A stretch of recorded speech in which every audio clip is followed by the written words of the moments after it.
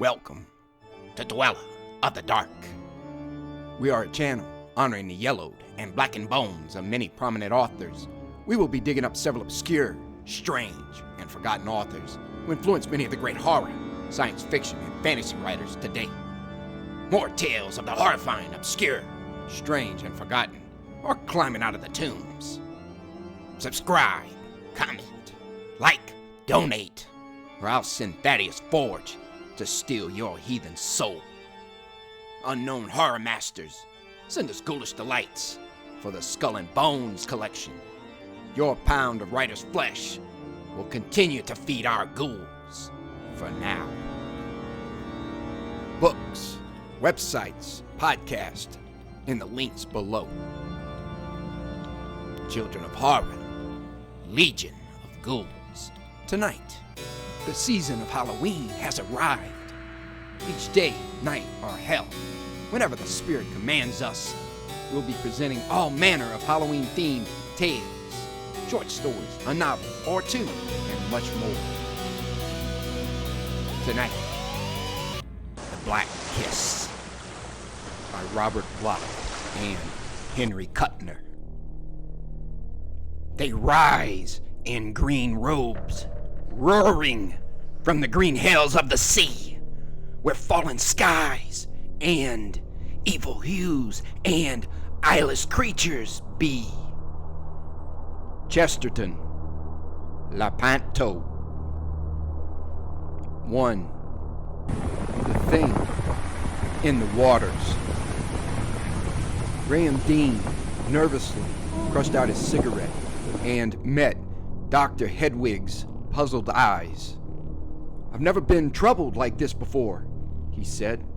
"These dreams are so oddly persistent. They're not the usual haphazard nightmares. They seem, I know it sounds ridiculous, they seem planned." "Dreams planned? Nonsense." Dr. Hedwig looked scornful.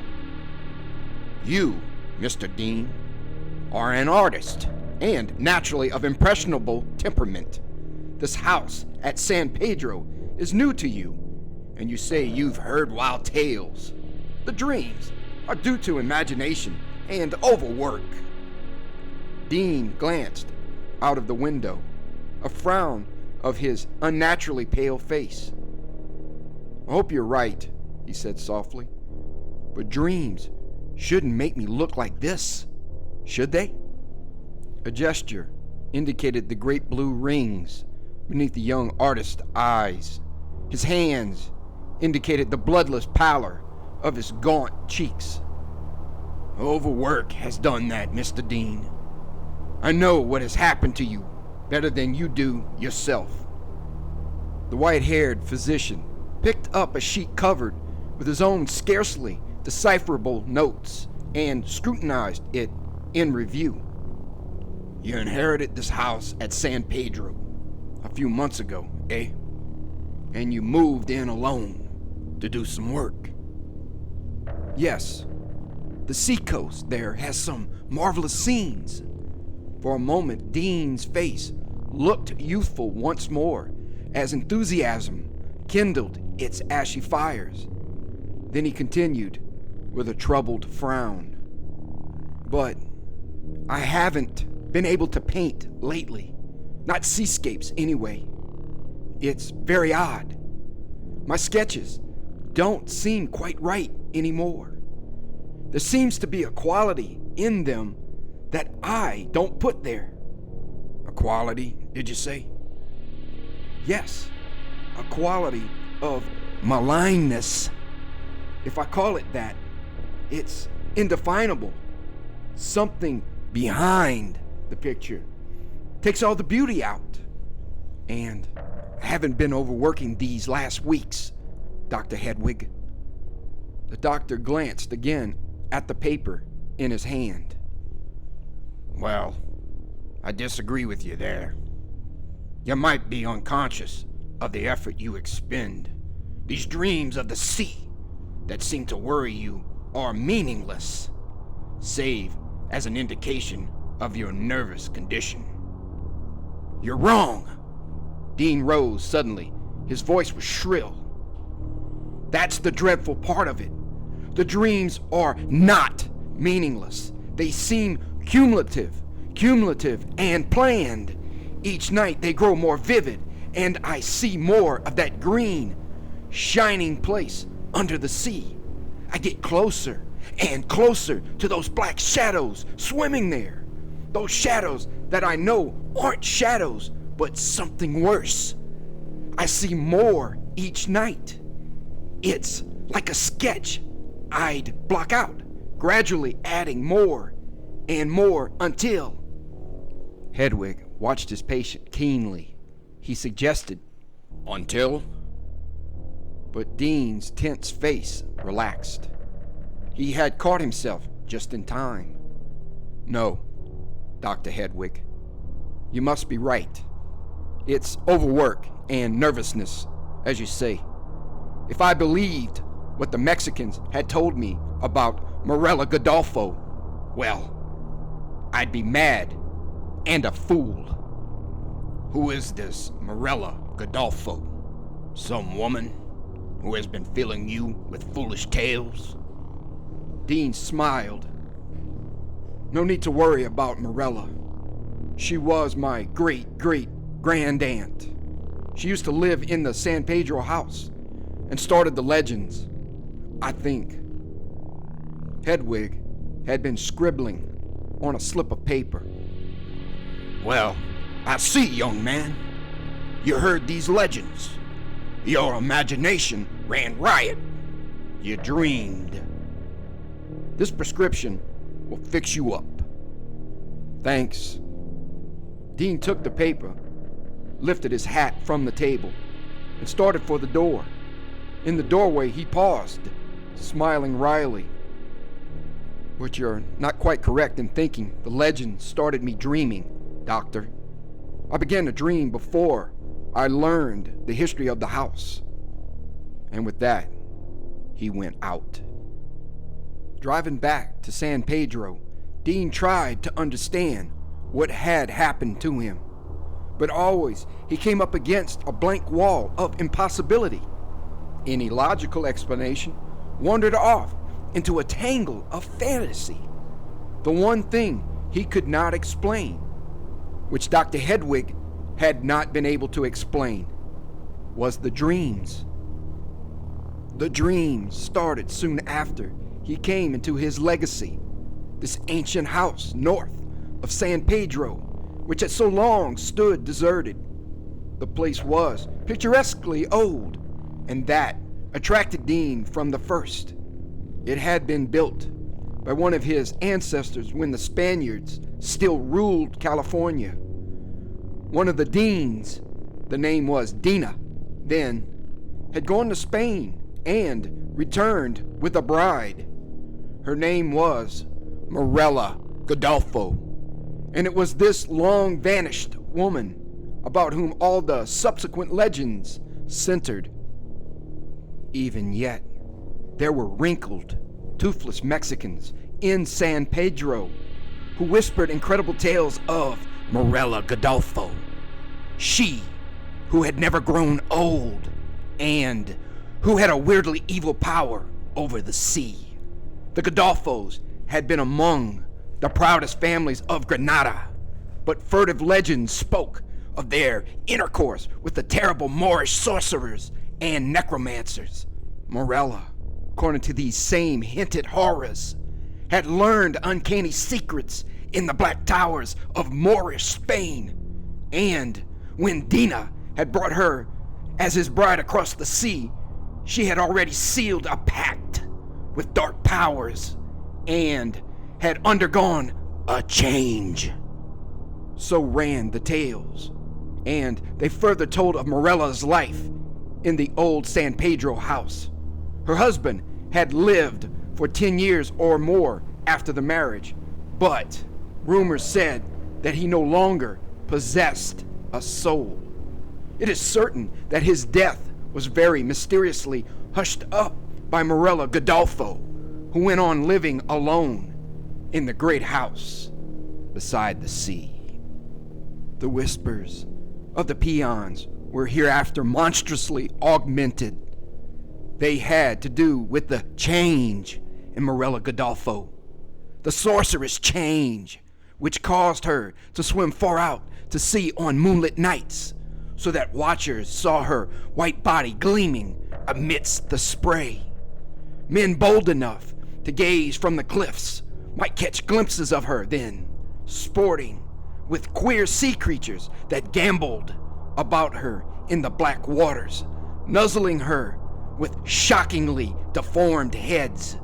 These creatures were not seals or any known form of submarine life. It was averred, although sometimes bursts of chuckling, gobbling laughter could be heard. It is said that Morella Godolpho had swum out there one night, and that she never came back. But thereafter the laughter was louder from afar, and the sporting amidst the black rocks continued, so that the tales of the early peons had been nourished down to the present day. Such were the legends known to Dean. The facts were sparse and inconclusive. The old house had fallen into decrepitude and was only occasionally rented through the years. These rentals had been as short as they were infrequent. There was nothing definitely wrong with the house between White's Point and Point Furman, but those who had lived there said that the crashing of the surf sounded subtly different when heard through windows that overlooked the sea. And, too, they dreamed unpleasantly. Sometimes the occasional tenants had mentioned with peculiar horror the moonlit nights when the sea became altogether too clearly visible. At any rate, occupants often vacated the house hastily. Dean had moved in immediately after inheriting, because he had thought the place ideal for painting the scenes he loved. He had learned the legend and the facts behind it later, and by this time his dreams had started. At first, they had been conventional enough, though oddly all centered about the sea, which he so loved. But it was not the sea he loved that he knew in sleep. The Gorgons lived in his dreams. Scylla writhed hideously across dark and surging waters, where harpies flew, screaming. Weird creatures crawled sluggishly up from the black, inky depths, where eyeless, bloated sea beasts dwelt. Gigantic and terrible leviathans leapt and plunged, while monstrous serpents squirmed a strange obeisance to a mocking moon. Foul and hidden horrors of the sea's depths engulfed him in sleep. This was bad enough, but it was only a prelude. The dreams began to change. It was almost as though the first few formed a definite setting for the greater terrors to come. From the mythic images of old sea gods, another vision emerged. It was inchoate at first, taking definite form and meaning very slowly over a period of several weeks. And it was this dream which Dean now feared. It had occurred generally just before he awoke. A vision of green, translucent light in which dark shadows swam slowly. Night after night, the limpid emerald glow grew brighter, and the shadows twisted into a more visible horror. These were never clearly seen, although their amorphous heads held a strangely repellent, recognizable quality for Dean. Presently, in this dream of his, the shadow creatures would move aside as though to permit the passage of another. Swimming into the green haze would come a coiling shape. Whether similar to the rest or not, Dean could not tell, for his dream always ended there.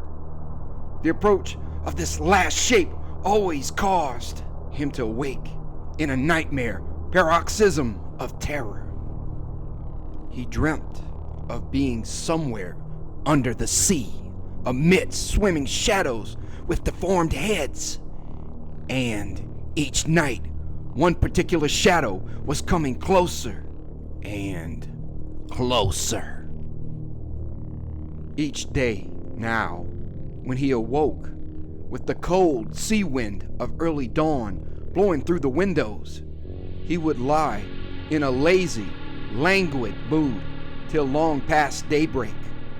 When he rose these days, he felt inexplicably tired, and he could not paint.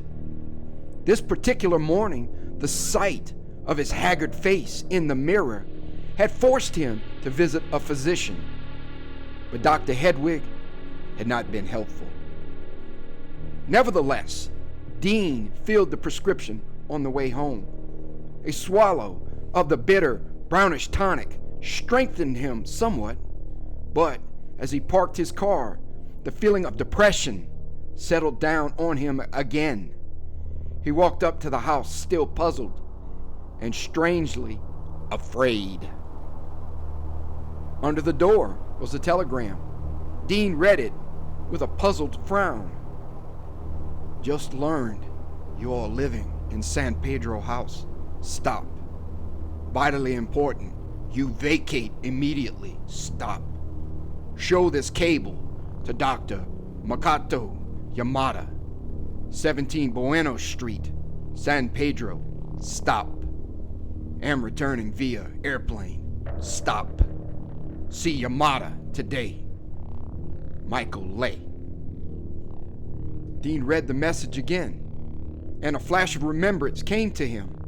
Michael Lay was his uncle, but he had not seen the man for years. Lay had been a puzzle to the family. He was an occultist and spent most of his time delving in far corners of the earth. Occasionally, he dropped from sight for long periods of time. The cable Dean held was sent from Calcutta, and he supposed that Lay had recently emerged from some spot in the interior of India to learn of Dean's inheritance. Dean searched his mind. He recalled now that there had been some family quarrel about this very house years ago. The details were no longer clear, but he remembered that Lay had demanded the San Pedro house be razed. Lay had given no sane reasons, and when the request was refused, he had dropped out of sight for a time. And now came this inexplicable cablegram. Dean was tired from his long drive, and the unsatisfactory interview with the doctor had irritated him more than he had realized. Nor was he in the mood to follow his uncle's cabled request and undertake the long journey to Buena Street, which was miles away. The drowsiness which he felt, however, was normal, healthy exhaustion, unlike the languor of recent weeks. The tonic he had taken was of some value, after all. He dropped into his favorite chair by the window that overlooked the sea, rousing himself to watch the flaming colors of the sunset. Presently the sun dropped below the horizon, and gray dusk crept in. Stars appeared, and far to the north he could see the dim lights of the gambling ships off Venice. The mountains shut off his view of San Pedro, but a diffused pale glow in that direction told him that the New Barbary was wakening into roaring, brawling life. Slowly, the face of the Pacific brightened. A full moon was rising above the San Pedro hills. For a long time, Dean sat quietly by the window, his pipe forgotten in his hand, staring down at the slow swells of the ocean, which seemed to pulse with a mighty and alien life. Gradually, drowsiness crept up and overwhelmed him. Just before he dropped into the abyss of sleep, there flashed into his mind Da Vinci's saying, "The two most wonderful things in the world are a woman's smile and the motion of mighty waters." He dreamed, and this time it was a different dream. At first, only blackness and a roaring and thundering as of angry seas, and oddly mingled with this was the hazy thought of a woman's smile and a woman's lips, pouting lips, softly alluring. But strangely, the lips were not red. No! They were very pale, bloodless, like the lips of a thing that had long rested beneath the sea. The misty vision changed, and for a flashing instant, Dean seemed to see the green and silent place of his earlier visions.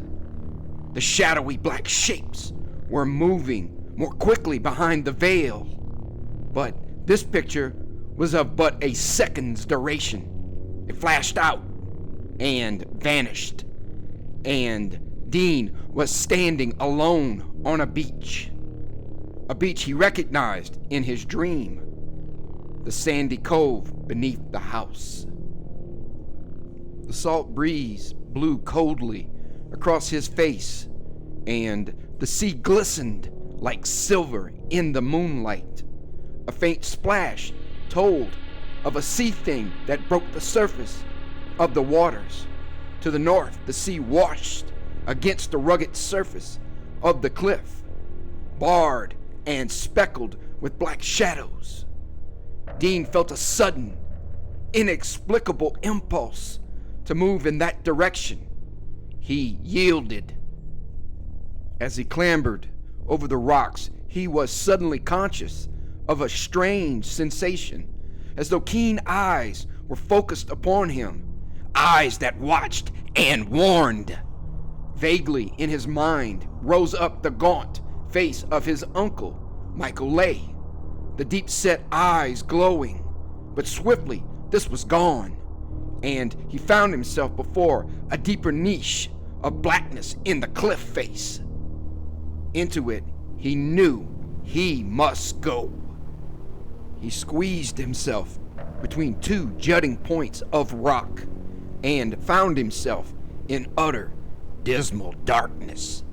Yet somehow he was conscious that he was in a cave, and he could hear water lapping nearby.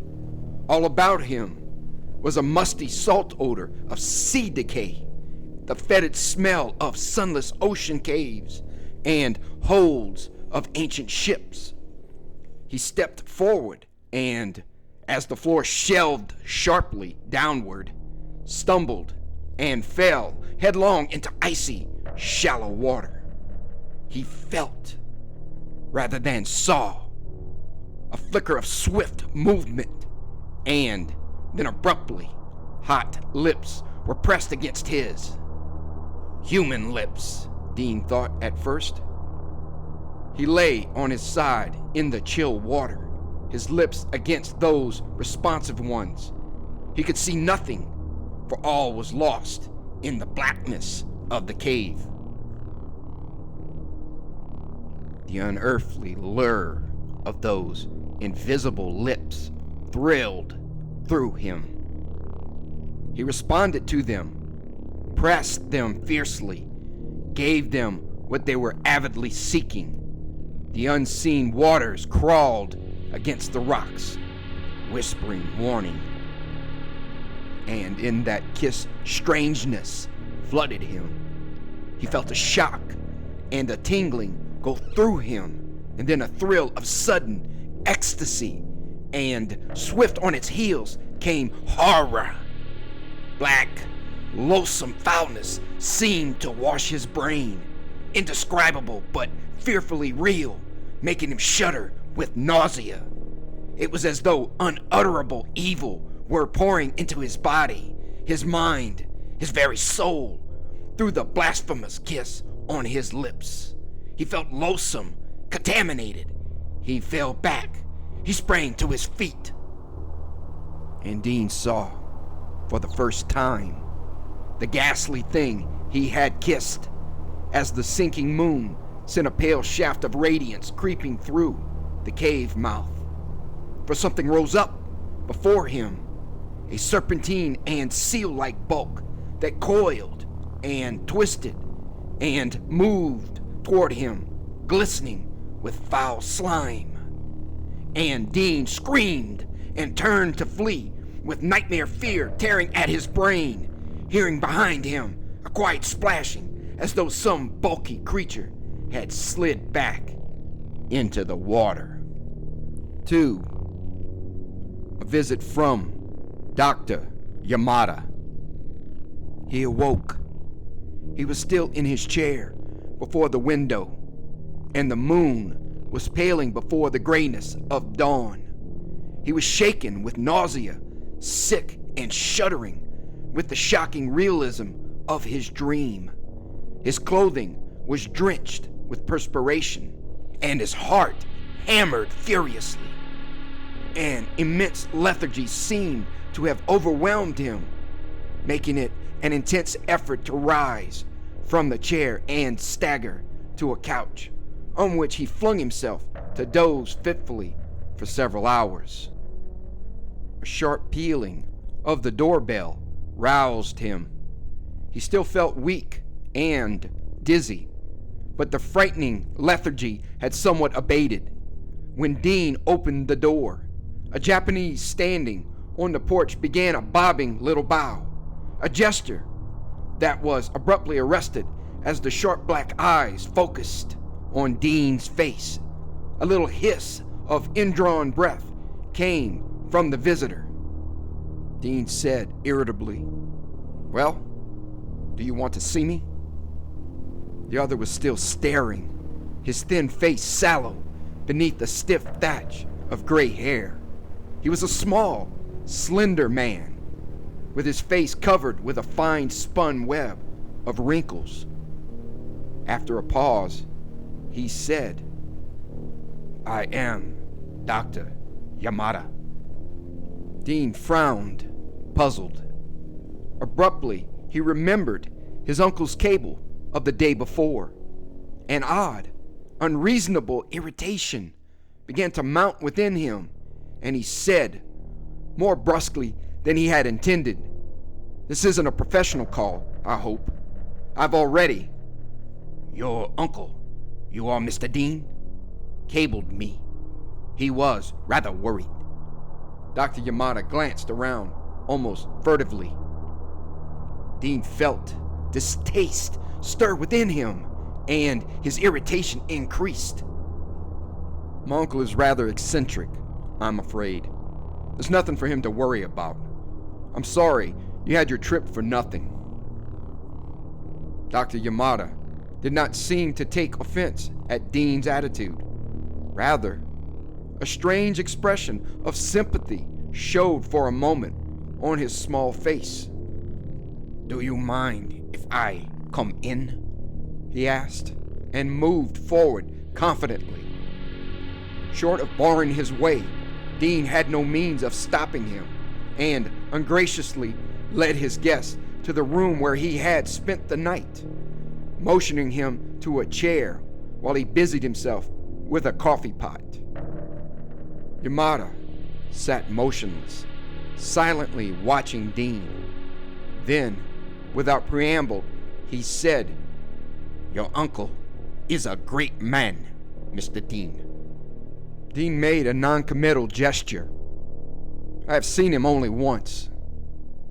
"He is one of the greatest occultists of this day. I, too, have studied psychic lore, but beside your uncle, I am a novice." Dean said, "He is eccentric. Occultism, as you term it, has never interested me." The little Japanese watched him impassively. You make a common error, Mr. Dean. You consider occultism a hobby for cranks. No. He held up a slender hand. Your disbelief is written in your face. Well, it is understandable. It is an anachronism, an attitude handed down from the earliest times, when scientists were called alchemists and sorcerers and burned for making pacts with the devil. But actually, there are no sorcerers, no witches. Not in the sense that man understands these terms. There are men and women who have acquired mastery over certain sciences, which are not wholly subject to mundane physical laws. There was a little smile of disbelief on Dean's face. Yamada went on quietly. You do not believe because you do not understand. There are not many who can comprehend or wish to comprehend this greater science, which is not bound by earthly laws. But here is a problem for you, Mr. Dean. A little spark of irony flickered in the black eyes. Can you tell me how I know you have suffered from nightmares recently? Dean jerked around and stood staring. Then he smiled. As it happens, I know the answer, Dr. Yamada. You physicians have a way of hanging together, and I must have let something slip to Dr. Hedwig yesterday. His tone was offensive, but Yamada merely shrugged slightly. Do you know your Homer? He asked, apparently irrelevantly, and at Dean's surprised nod, went on. And Proteus? You remember the old man of the sea who possessed the power of changing his shape? I do not wish to strain your credulity, Mr. Dean, but for a long time, students of the dark lore have known that behind this legend there exists a very terrible truth.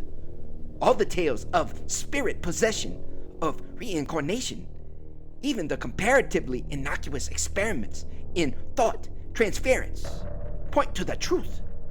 Why do you suppose folklore abounds with tales of men who have been able to change themselves into beasts, werewolves, hyenas, tigers, the sealmen of the Eskimos? Because these tales are founded on truth. I do not mean, he went on, that the actual physical metamorphosis of the body is possible so far as we know.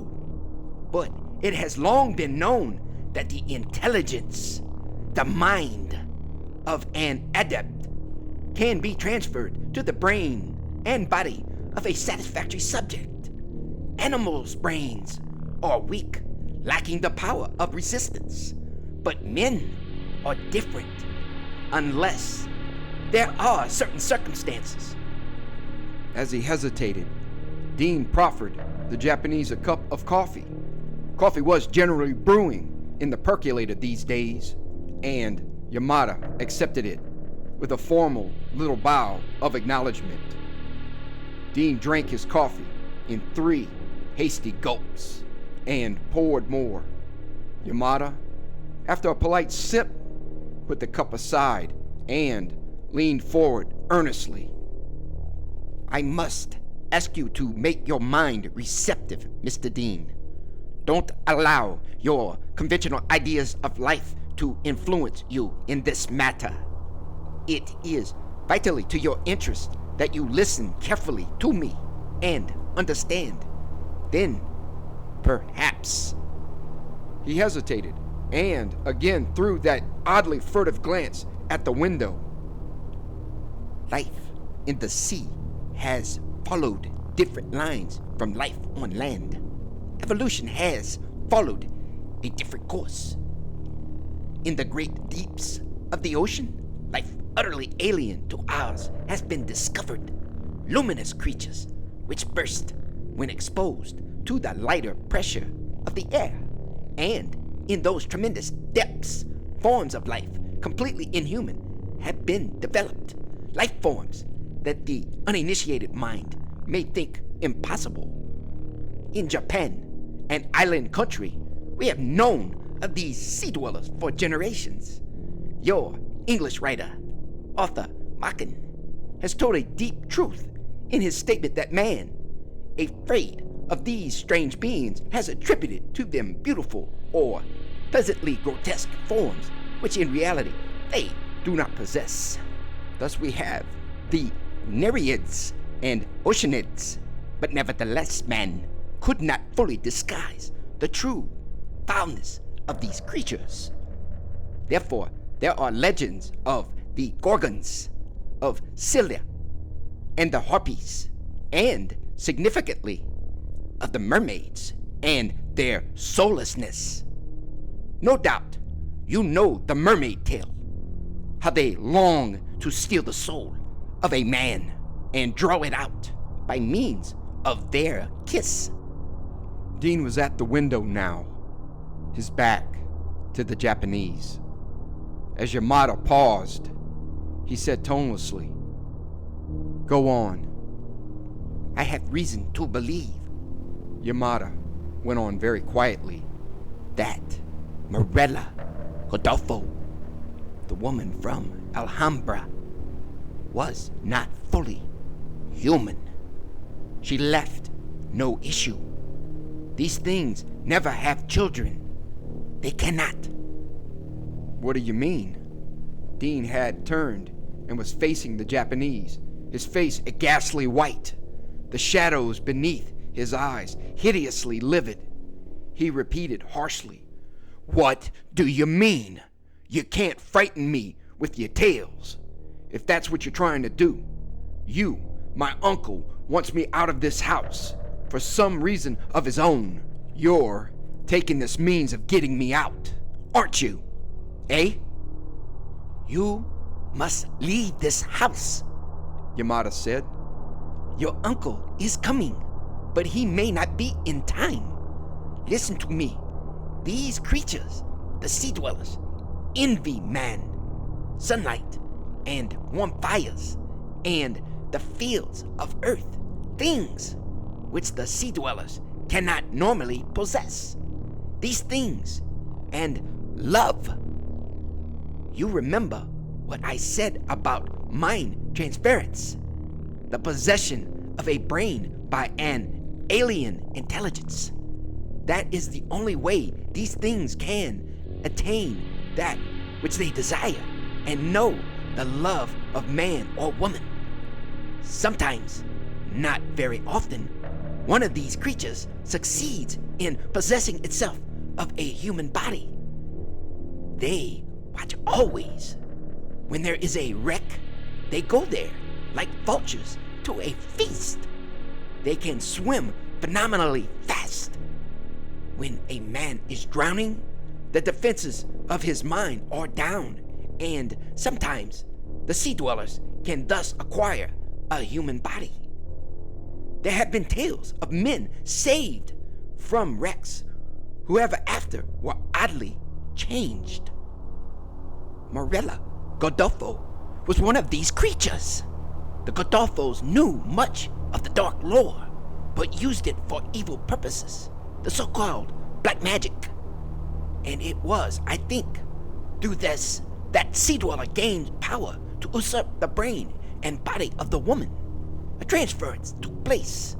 The mind of the sea dweller took possession of Morella Godolfo's body, and the intelligence of the original Morella was forced into the terrible form of that creature of the abyss. In time, the human body of the woman died, and the usurping mind returned to its original shell. The intelligence of Morella Godolfo was then ejected from its temporary prison and left homeless. That is true death. Dean shook his head slowly, as though in denial, but did not speak. And, inexorably, Yamada kept on. For years, generations, since then she has dwelt in the sea, waiting. Her power is strongest here, where she once lived, but As I told you, only under unusual circumstances can this transference take place. The tenants of this house might be troubled with dreams, but that would be all. The evil being had no power to steal their bodies. Your uncle knew that, or he would have insisted that the place be immediately destroyed. He did not foresee that you would ever live here. The little Japanese bent forward, and his eyes were twin points of black light. You do not need to tell me what you have undergone in the past month. I know. The sea dweller has power over you. For one thing, there are bonds of blood, even though you are not directly descended from her. And your love for the ocean, your uncle spoke of that. You live here alone with your paintings and your imaginative fancies. You see no one else. You are an ideal victim, and it was easy for that seahorror to become in rapport with you. Even now, you show the stigmata. Dean was silent, his face a pale shadow amidst the darker ones in the corners of the room. What was the man trying to tell him? What were these hints leading up to? Remember what I have said. Dr. Yamada's voice was fanatically earnest. That creature wants you for your youth, your soul. She has lured you in sleep with visions of Poseidonus, the twilight grottos in the deep. She has sent you beguiling visions at first to hide what she was doing.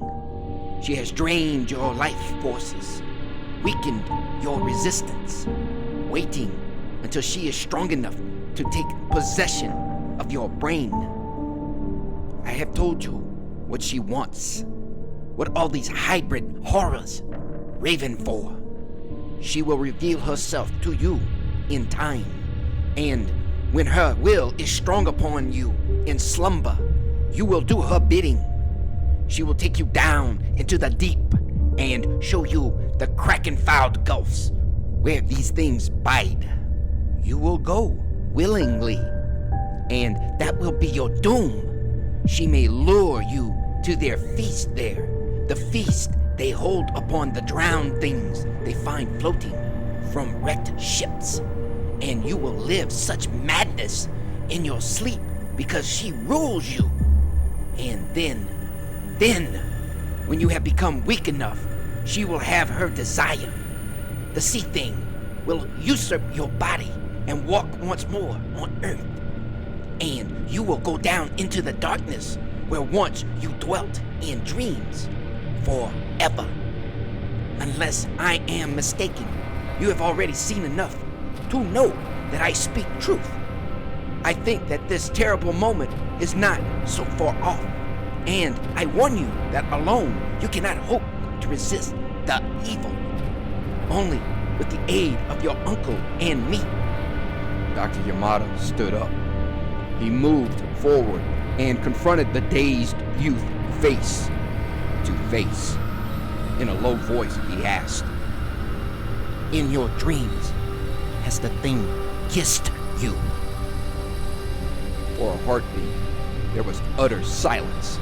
Dean opened his mouth to speak, and then a curious little warning note seemed to sound in his brain. It rose like the quiet roaring of a conch shell, and a vague nausea assailed him. Almost without volition, he heard himself saying, "No." Dimly, as though from an incredibly far distance, he heard Yamada suck in his breath, as if surprised. Then the Japanese said, "That is good, very good. Now listen, your uncle will be here soon. He has chartered a special plane. Will you be my guest until he arrives?" The room seemed to darken before Dean's eyes. The form of the Japanese was receding, dwindling. Through the window, the surf sound came crashing, and it rolled on in waves through Dean's brain. In its thunder, a thin, insistent whispering penetrated. Accept, It murmured, accept. and Dean heard his own voice accept Yamada's invitation. He seemed incapable of coherent thought. That last dream haunted him. And now, Dr. Yamada's disturbing story. He was ill. That was it. Very ill. He wanted very much to sleep now. A flood of darkness seemed to wash up and engulf him. Gratefully, he allowed it to sweep through his tired head. Nothing existed but the dark and a restless lapping of unquiet waters. Yet he seemed to know, in an odd way, that he was still, some outer part of him, conscious. He strangely realized that he and Dr. Yamada had left the house, were entering a car, and driving a long way.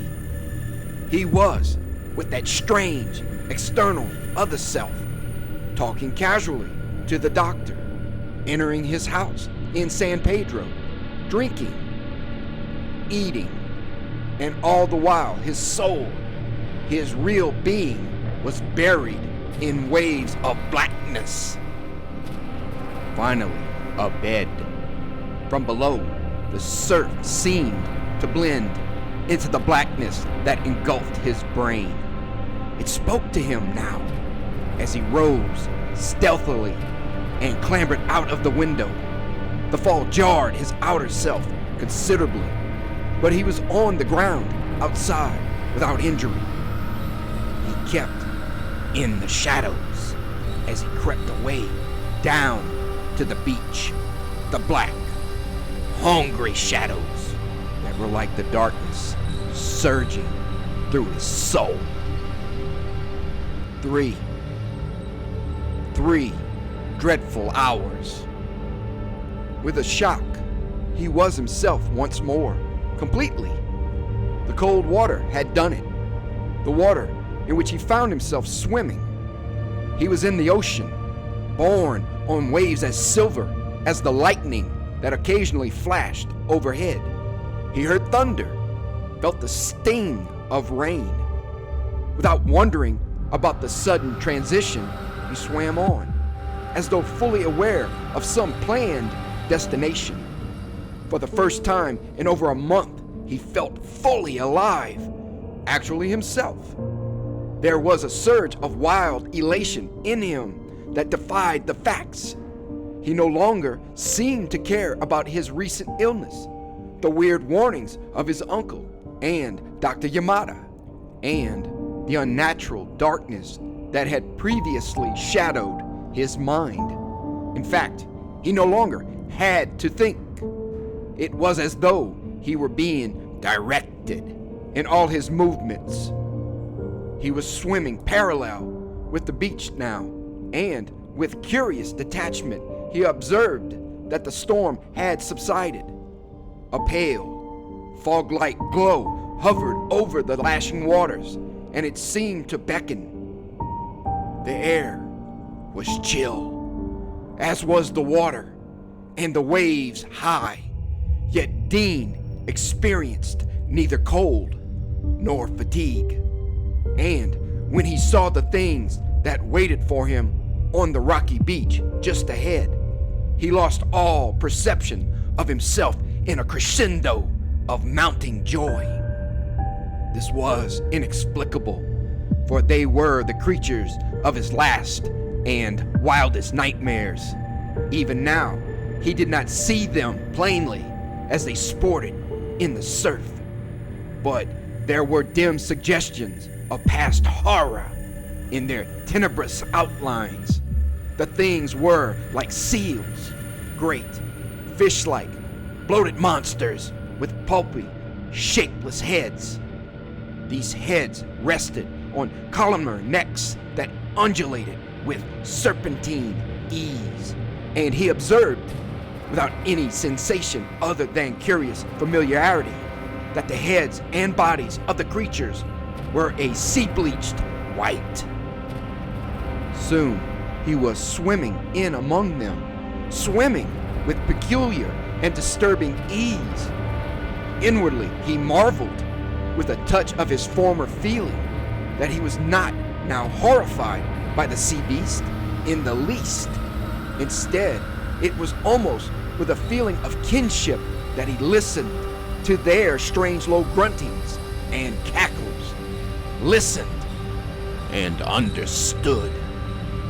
He knew what they were saying, and he was not amazed. He was not frightened by what he heard, though the words would have sent abysmal horror through his soul in the previous dreams. He knew where they were going and what they meant to do when the entire group swam out into the water once more. Yet, he did not fear. Instead, he felt a strange hunger at the thought of what was to come, a hunger that impelled him to take the lead as the things with undulant swiftness glided through the inky waters to the north. They swam with incredible speed, yet it was hours before a seacoast loomed up through the murk, lit by a blinding flare of light from offshore. Twilight deepened to true darkness over the water, but the offshore light burned brightly. It seemed to come from a huge wreck in the waves just off the coast, a great hulk floating on the waters like a crumpled beast. There were boats gathered around it, and floating flares of light that revealed the scene. As though by instinct, Dean, with the pack behind him, headed for the spot.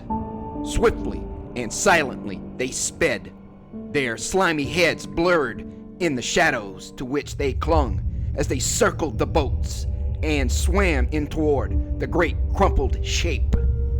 Now it was looming above him, and he could see arms flailing desperately as man after man sank below the surface. The colossal bulk from which they leaped was a wreck of twisted girders in which he could trace the warped outline of a vaguely familiar shape. And now, with curious disinterest, he swam lazily about, avoiding the lights bobbing over the water as he watched the actions of his companions. They were hunting their prey.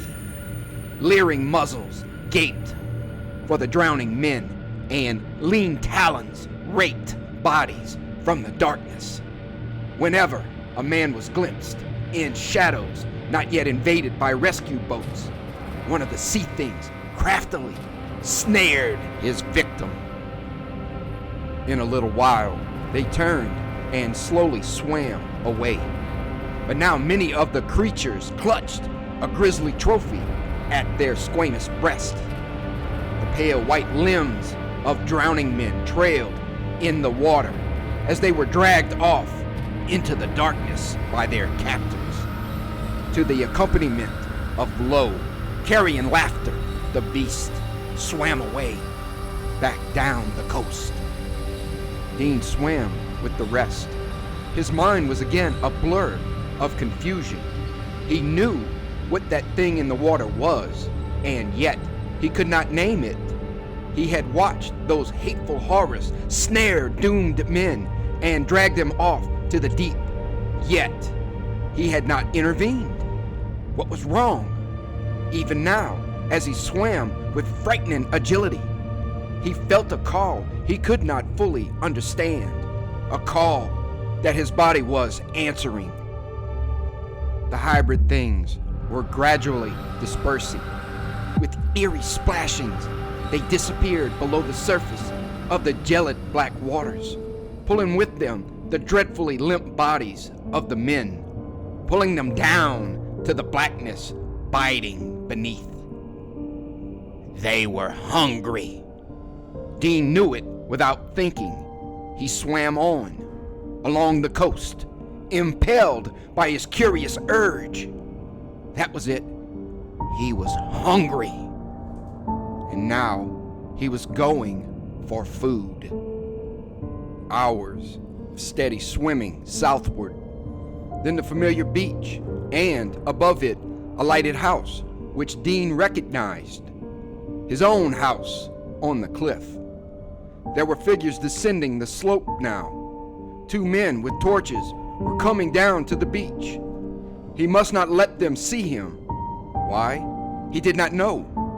But they must not. He crawled along the beach, keeping close to the water's edge. Even so, he seemed to move very swiftly. The men with the torches were some distance behind him now. Ahead loomed another familiar outline, a cave. He had clambered over these rocks before, it seemed. He knew the pits of shadow that speckled the cliff rock, and knew the narrow passage of stone through which he now squeezed his prostrate body. Was that someone shouting? Far away? Darkness and a lapping pool. He crawled forward, felt chill waters creep over his body. Muffled by distance came an insistent shouting from outside the cave. Graham! Graham Dean!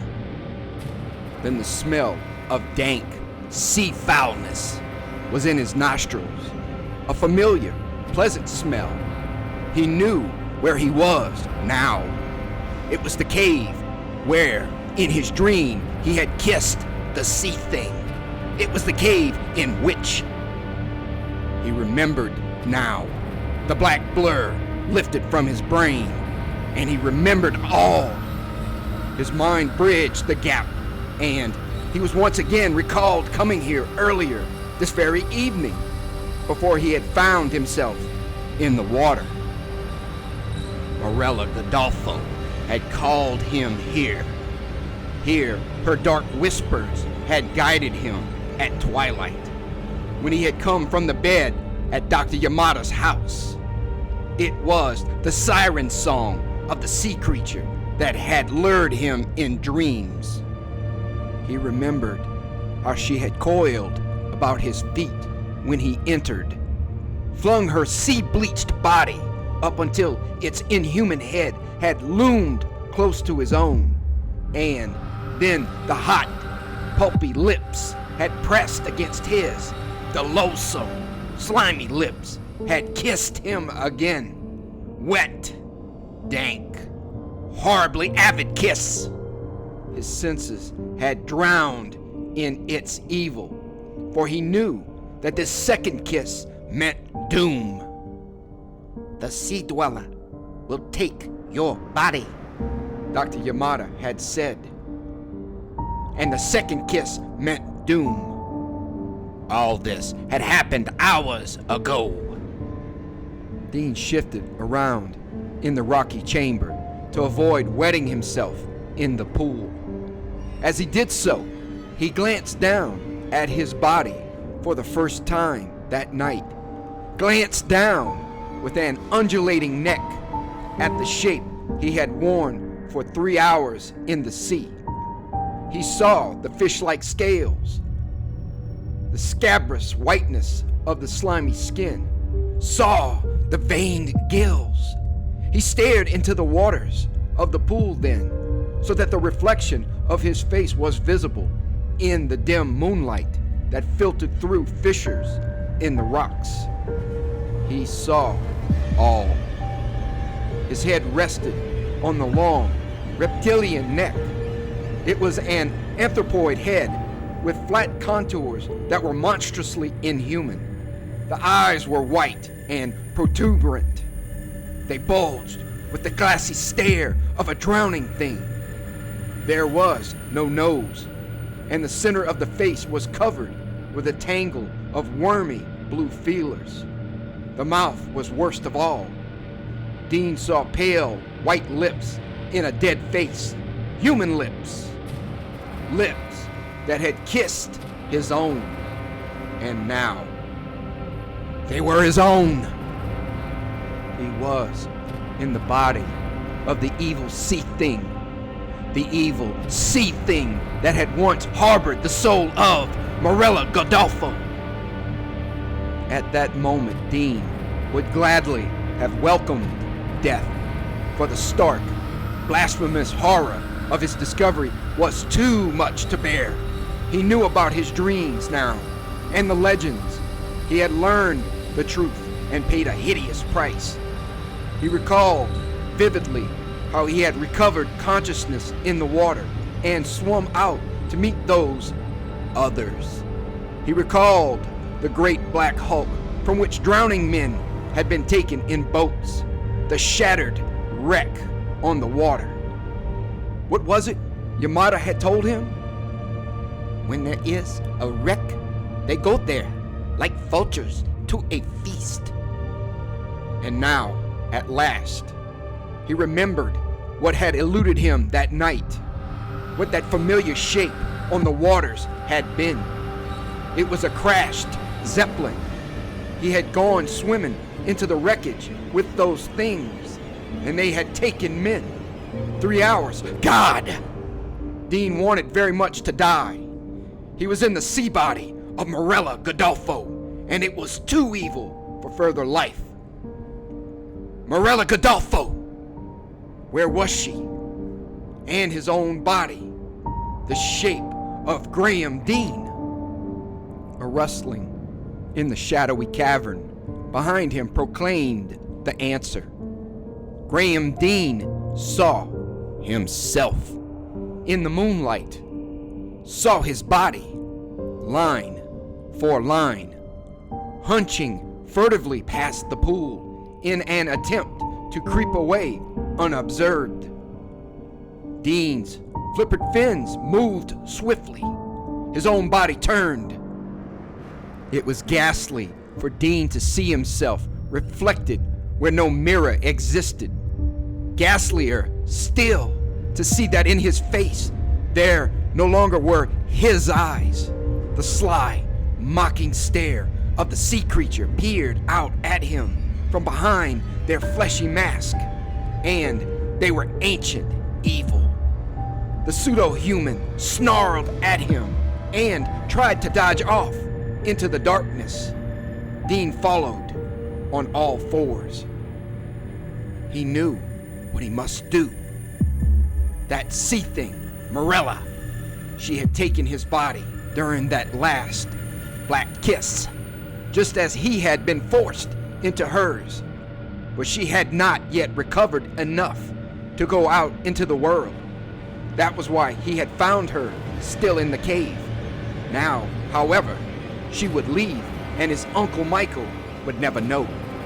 The world would never know either what horror stalked its surface until it was too late. Dean, his own tragic form hateful to him now, knew what he must do. Purposefully, he maneuvered the mocking body of himself into a rocky corner. There was a look of fright in those gelid eyes. A sound caused Dean to turn, pivoting his reptilian neck. Through glazed fish eyes, he saw the faces of Michael Lay and Dr. Yamada. Torches in hand, they were entering the cave. Dean knew what they would do, and he no longer cared. He closed in on the human body that housed the soul of the sea beast, closed in with the beast's own flailing flippers, seized it in its own arms and menaced it with its own teeth near the creature's white human neck. From behind him, he heard shouts and cries at his very back, but Dean did not care. He had a duty to perform, an atonement. Through the corner of his eye, he saw the barrel of a revolver as it glinted in Yamada's hand. Then came two bursts of stabbing flame, and the oblivion Dean craved. But he died happy, for he had atoned for the black kiss. Even as he sank into death, Graham Dean had bitten with animal fangs into his own throat, and his heart was filled with peace as, dying, he saw himself die. His soul mingled in the third black kiss of death.